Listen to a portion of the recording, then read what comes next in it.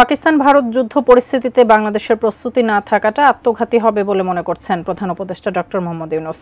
তাই বিমান বাহিনীর অনুষ্ঠানের সকল সদস্যকে এ ব্যাপারে প্রস্তুত থাকার নির্দেশ দিয়েছেন তিনি। দুপুরে কুর্মিটোলায় বিমান বাহিনীর বার্ষিক মহড়া দেখে তিনি বলেন, দেশের স্বাধীনতা এবং সার্বভৌমত্বের প্রতি যে কোনো চ্যালেঞ্জ মোকাবেলায় আধুনিক এবং সদা প্রস্তুত বাহিনী গড়তে সব ধরনের সহযোগিতা দেবে সরকার।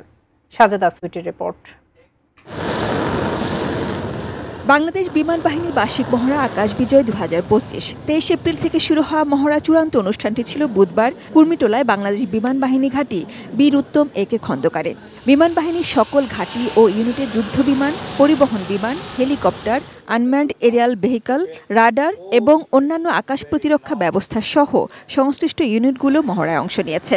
সেনাবাহিনী, নৌবাহিনী, বিজিবি, পুলিশ, ফায়ার সার্ভিস এবং সিভিল ডিফেন্স ও বিএনসিসির নির্বাচিত প্রতিনিধিরাও প্রত্যক্ষ ও পরোক্ষভাবে এতে অংশ নেন।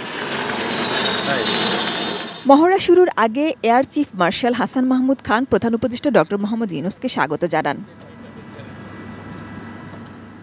মহড়া দেখে নিজের সন্তুষ্টি জানিয়ে প্রধান উপদেষ্টা পারিপার্শ্বিক যুদ্ধ পরিস্থিতিতে সবসময় নিজেদের প্রস্তুত রাখার নির্দেশ দেন।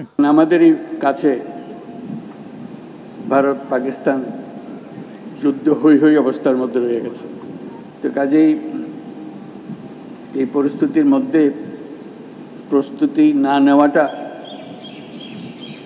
আত্মঘাতী, এবং প্রস্তুতি নিতে হলে আধা আধি প্রস্তুতির কোনো জায়গা নেই। এটা এমন এক পরিস্থিতি, জয়ই তার একমাত্র অপশন। সেই প্রস্তুতি কত উচ্চ পর্যায়ে আমরা নিতে পারি সেটার চেষ্টা আমাদের থাকতেই হবে। সব মশার বিরুদ্ধে সুরক্ষা দিতে এলো বসুন্ধরা এক্সট্রিম অ্যারোসল, মশার বিরুদ্ধে এক্সট্রিম সুরক্ষা। বিমান বাহিনীতে ভবিষ্যতে অত্যাধুনিক যুদ্ধ বিমান সহ যুগোপযোগী সংযোজনে সব ধরনের সহযোগিতার আশ্বাস দেন প্রধান উপদেষ্টা। সদস্যদের নির্দেশ দেন ক্ষমতা, দক্ষতা অর্জন এবং পেশাগত ও কারিগরি সক্ষমতা বাড়ানোর ব্যাপারে মনোযোগী হতে। দেশের সার্বভৌমত্ব ও স্বাধীনতার প্রতি যে কোনো চ্যালেঞ্জ মোকাবেলায় একটি আধুনিক ও সদা প্রস্তুত বিমান বাহিনী গড়ে তোলার লক্ষ্যে আমাদের প্রচেষ্টা অব্যাহত থাকবে। দেশের স্বার্থে সবাইকে ঐক্যবদ্ধ থাকতে এবং জনগণের আস্থা অটুট রাখতে বাহিনীর সদস্যদের প্রতি আহ্বান জানান ডক্টর মোহাম্মদ ইউনূস। আমাদের সকলের ঐক্যবদ্ধ প্রচেষ্টায় আমরা একটা নিরাপদ, উন্নত ও শক্তিশালী বাংলাদেশ গড়ে তুলব ইনশাআল্লাহ। Sajida Sweety, ATN news, Dhaka.